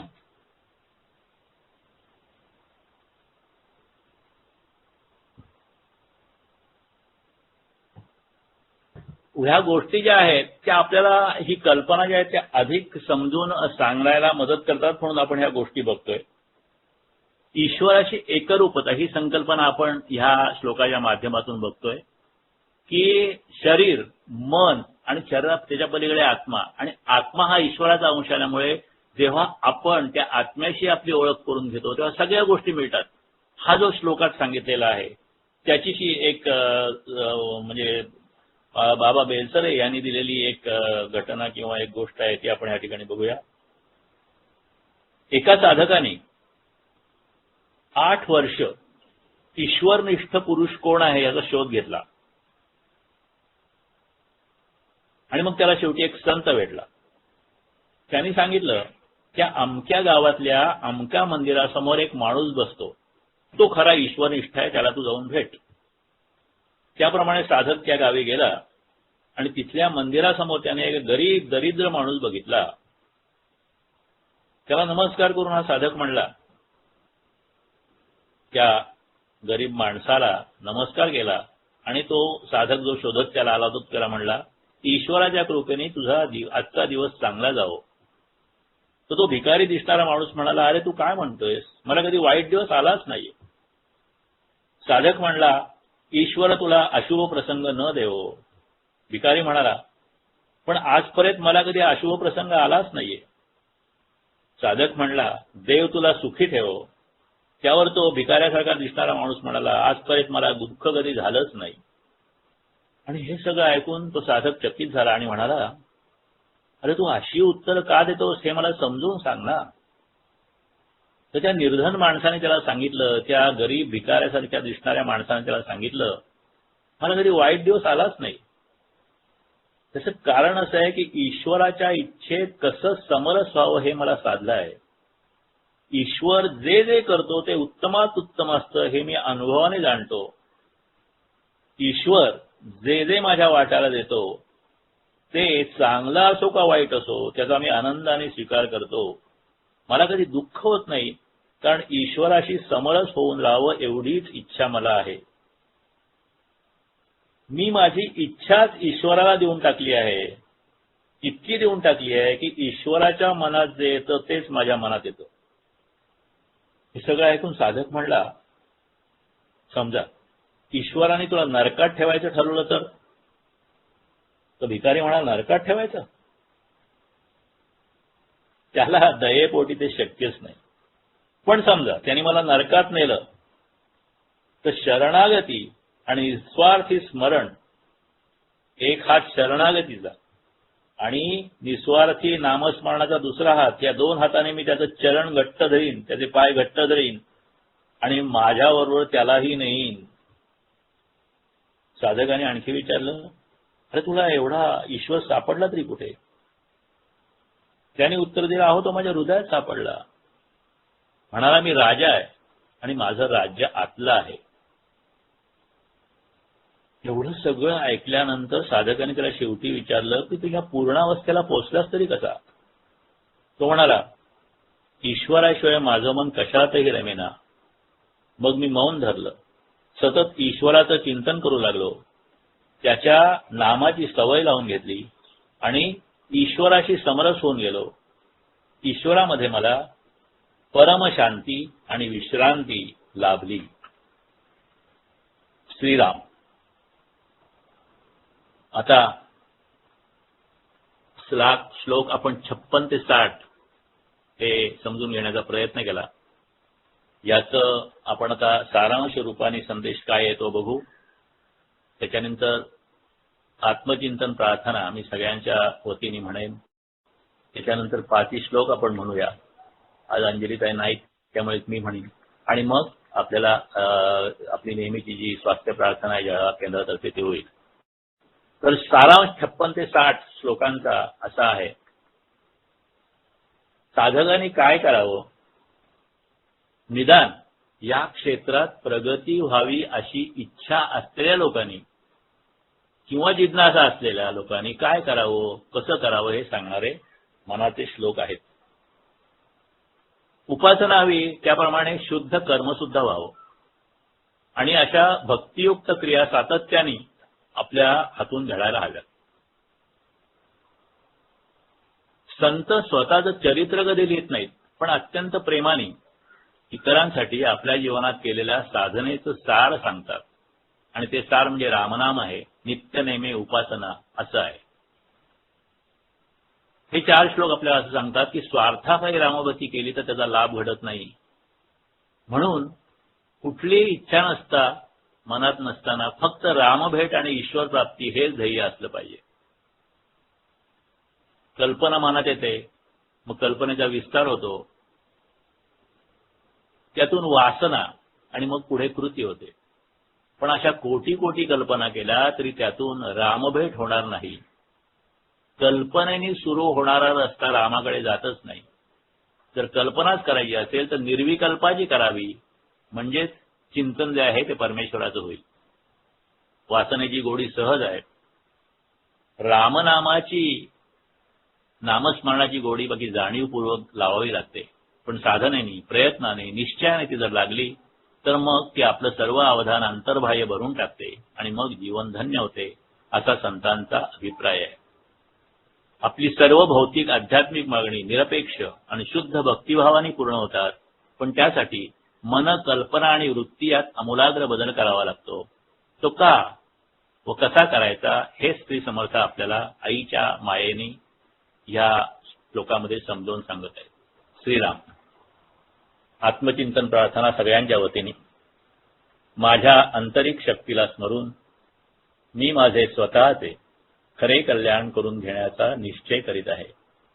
माझे व्यक्तिमत्व आजवर मी जसा वागलो तसे बनले आहे. माझ्या यापुढल्या प्रेरणा चांगल्या राखण्याचा मी निश्चय करीत आहे. मला आलेल्या वाईट अनुभवांबद्दल मी इतरांना दोष देण्याऐवजी आत्मचिंतन करीन. खोटे समाधान घेण्यापेक्षा धैर्याने आणि सद्बुद्धीने काम करेन. त्यामुळे मला यश मिळेल, शांती मिळेल आणि ती टिकेल. ज्या प्रमाणात मी हे चिंतन करीत आहे त्या प्रमाणात ती शांती मला आताही मिळत आहे. हरिओम तत्सत. ब्रह्मार्पणमस्तु. दीनांचा दयाळू मनाचा मवाळू स्नेहाळू कृपाळू जनी दास पाळू तया अंतरी क्रोध संताप कैचा जगी धन्य तो दास सर्वोत्तमाचा जगी होई जे धन्य या राम नामे क्रिया भक्ती उपासना नित्य नेमे उदासीनता तत्वता सार आहे सदा सर्वदा मोकळी वृत्ती राहे नको आसना विषयी वृत्ती रूपे पदार्थे जडे कामना पूर्व पापे सदा राम निष्काम चिंतित जावा मना कल्पना लेश तोही नसावा मना कल्पना कल्पिता कल्पकोटी नव्हे रे नव्हे सर्वता राम भेटी मनी कामना राम नाही जयाला अति आदरे प्रीती नाही तयाला मना राम कल्पतरू कामधेनु निधी सार चिंतामणी कायवानु जयाचे नियोगे घडे सर्व सत्ता तया साम्यता कायसी कोणाता श्रीराम जय जय रघुवीर समर्थ हरिओम. काका 2 मिनिटं सूर्यवंशी काकांसाठी शब्दशून्य प्रार्थना घेऊया आणि हो. तुम्ही काही ग्रुपच्या वतीने तुम्ही पण काही बोला त्यांच्याबद्दल. बर हरिओम. आधी बोलू ना मग शब्दशून्य प्रार्थना घ्यायची ना. हो हो हो. मग ती प्रार्थना शब्दशून्य झाल्यावर मग आपली जळगाव केंद्राची प्रार्थना. बर बर ठीक. हरिओम. आपले अत्यंत ज्येष्ठ साधक ते 50 वर्षाच्या पेक्षा अधिक काळ मनशक्तीशी संलग्न होते, ज्यांनी अगदी शून्यातून जे आश्रमाचं काम अनेक लोकांनी घडवलं त्याच्यात त्यांचा मोठा वाटा होता, ते सूर्यवंशी काका आपल्या देहानी आज नाहीयेत. अर्थात ते जरी देहाने नसले तरी त्यांच्या कार्यरूपाने ते नक्कीच आपल्या प्रत्येकाच्या मनात उरलेले आहेत. माझं मनशक्तीशी संपर्क आल्यापासून पहिल्या दिवसापासून सूर्यवंशींची मला साथ होती. जे जे काही काम या आमच्या रसायनिक परिसरात पनवेल परिसरात जे जे काही काम झालं त्या प्रत्येक कामामध्ये मग ते शिबिरं असतील, ते यज्ञ असतील, ते काही असेल तरी सूर्यवंशी काकांची साथ असायची. म्हणजे अनेक लोक असायचे पण ते सूर्यवंशींची मुख्य साथ असायची, संसारे काकांची असायची. जळगाव परिसरामध्ये, चाळीसगाव जळगाव परिसरामध्ये, नाशिक परिसरामध्ये म्हणजे प्रत्यक्ष त्या भागामध्ये सूर्यवंशींचं जाणं विशेषत्वाने होतं. त्यांनी तिथे कार्यविस्तार खूप आपलेपणाने आणि अनेक वर्ष चिकाटीने केला. साधकांना त्यांनी तयार केलं, अनेक उपक्रम राबवले आणि अत्यंत म्हणजे 24 तास त्यांच्या मनात दुसरा काही विषय नसायचा. हे कसं काम वाढवता येईल, काय करता येईल. कल्याणमध्ये त्यांनी त्यांचं घर जवळजवळ आश्रमासारखंच होतं. सारखा विचार आणि चिंतन सगळं तिथे चालायचं. बऱ्याच मिटिंग वगैरे तिथे चालायच्या. अनेक पद्धतीने म्हणजे साधक घडवणं, कार्यविस्तार करणं, साधकांना प्रशिक्षित करणं, वेगळी केंद्र निर्माण करणं, केंद्रात जाऊन काम स्थिरावणं, अशी अनेक पद्धतीने त्यांनी ते काम केलं. आणि जीवनाच्या शेवटच्या क्षणापर्यंत म्हणजे जवळजवळ ती जायच्या अगोदर 4-5 दिवस 8 दिवस सुद्धा त्यांचं हाच चिंतन चालू होतं. त्यांच्याकडे हाच विचार असायचा. त्यांचे विचार जे असे ते स्पष्टपणे ते मांडायचे आणि त्याच्यामध्ये काही जरी विरोध असला तरी शेवटी जे ठरेल ते सगळ्यांनी जे ठरवलं त्याप्रमाणे ते व्यवस्थित त्यांचं काम चालायचं. अत्यंत निष्ठावान, अत्यंत वाहिलेला अशा प्रकारचा हा जो ज्येष्ठ साधक होता. त्या साधकांचं व्यक्तिगत माझ्या आयुष्यामध्ये खूप महत्व आहे. खूप मला त्यांच्याकडनं चांगल्या प्रेरणा मिळाल्या, चांगल्या गोष्टी शिकायला मिळाल्या. अनेक वेळा आमचा एकत्र प्रवास झाला, अनेक ठिकाणी आमचं एकत्र जाणं झालं, म्हणजे मनशक्तीच्या माध्यमातून मनशक्तीच्या कार्यासाठी. त्यामुळे आणि त्यांच्या घरी सुद्धा खूप वेळा जाणं झालं. त्यांच्या सगळ्या कुटुंबियांशी माझी उत्तम पद्धतीने परिचय आहे. विशेषत्वाने जळगावमध्ये त्यांच्याबरोबर 40गावमध्ये त्यांच्याबरोबर बऱ्याच वेळ येणं जाणं झालं. तर शेवटी असं आहे की मृत्यू हा अटळ आहे, प्रत्येकाला तो कधीतरी येणार आहे. आणि म्हणून आपल्याला मृत्यूबद्दल जरी वाईट वाटलं तरी ते लक्षात घेतलं, आणि नक्कीच ते वाटणार, त्याच्याबद्दल काही प्रश्न नाही. परंतु त्यांचं कार्य पुढे चालू ठेवणं, त्यांनी ज्या गोष्टीसाठी आयुष्य वाहिलं ती गोष्ट आपण आपल्या मनात उतरवणं, ही त्यांना त्या पद्धतीने आपण जर काय श्रद्धांजली वाहिली तर तशी होईल. आणि तशा पद्धतीने आपण आपल्या पद्धतीने काम चालू ठेवावं. अनेक पद्धतीने मनशक्तीचं काम करता येतं, ते आपल्याला सगळ्यांना माहितीच आहे. तर अशा सूर्यवंशी काकांना आज आपण मूक श्रद्धांजली अर्पण करू, आणि त्यांच्या आत्म्याला उत्तम गती तर मिळेलच, त्याच्याबद्दल काही प्रश्न नाही. परंतु त्यांच्या पुढच्या प्रवासासाठी आपण आपल्या शुभेच्छा देऊ, आणि त्यांच्या कार्याचं आपण पुढे कार्य चालून त्यांच्या कार्य श्रद्धांजली सुद्धा त्यांना द्यायचा प्रयत्न करू, अशा पद्धतीचे विचार व्यक्त करतो. आणि या ठिकाणी आपण खांदे, तुम्हाला काही बोलायचं असेल तर बोला, नाही तर आपण प्रार्थना घेऊया. नाही, बस बोल. ठीक, प्रार्थना, शब्दशून्य प्रार्थना घेऊया. 1 मिनिट सगळ्यांनी शांत बसायचं आहे.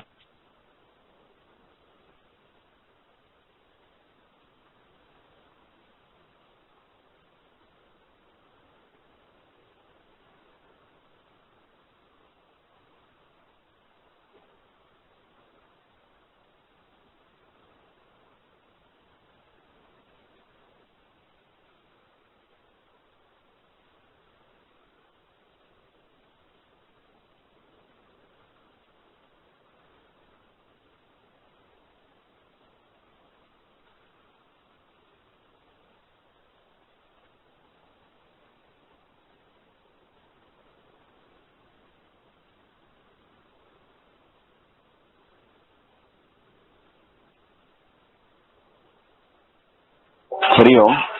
माधुरीताई प्रार्थना घेते.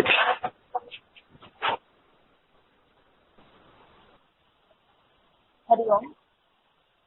आंतरशक्ती विकास प्रार्थना. अनंत अस्तित्वाचे आणि विशालतेचे प्रतीक असलेल्या महाशून्य बिंदूचे एकाग्र चिंतन करून मी ही प्रार्थना करीत आहे. माझी आंतरिक शक्ती विकसित होण्यासाठी ही प्रार्थना मला सहाय्यभूत हो. माझ्या मनाच्या दृढ निश्चयाने शरीरातील असंख्य पेशी आणि संप्रेरके यामध्ये अपूर्व ऊर्जा निर्माण होऊ शकते. मानसिक धैर्य, शांती आणि ज्ञानपूर्ण निष्ठा यामुळे माझी आंतरिक शक्ती अधिक बळकट होत आहे. या प्रक्रियेचा भाग म्हणून आरोग्यपूर्ण जीवनासाठी माझी प्रतिकारक शक्ती, संरक्षक शक्ती अधिकाधिक दृढ हो ही प्रार्थना. हे सर्वशक्तिमान निसर्गा, मी माझ्या जीवनाला हेतू विशालतेचे ज्ञान, सत्कर्म आणि सर्व कल्याणाचा संकल्प याची जोड कायम ठेवेन. या ज्ञानशुद्ध प्रयत्नाने माझे कुटुंबाचे, समाजाचे, राष्ट्राचे आणि मानवतेचे कल्याण हो ही प्रार्थना. हरिओम तत्सत. ब्रह्मार्पणमस्तु. हरिओम तत्सत. समतार्पणमस्तु. हरिओम तत्सत. ब्रह्मार्पणमस्तु. हरिओम. हरिओम. वेळ बराच झालेला आहे. आपल्या प्रतिक्रिया ज्या आहेत त्या सगळ्यांनी ग्रुपवर टाकाव्या. मी आता मीटिंग क्लोज करतो आहे. हरिओम.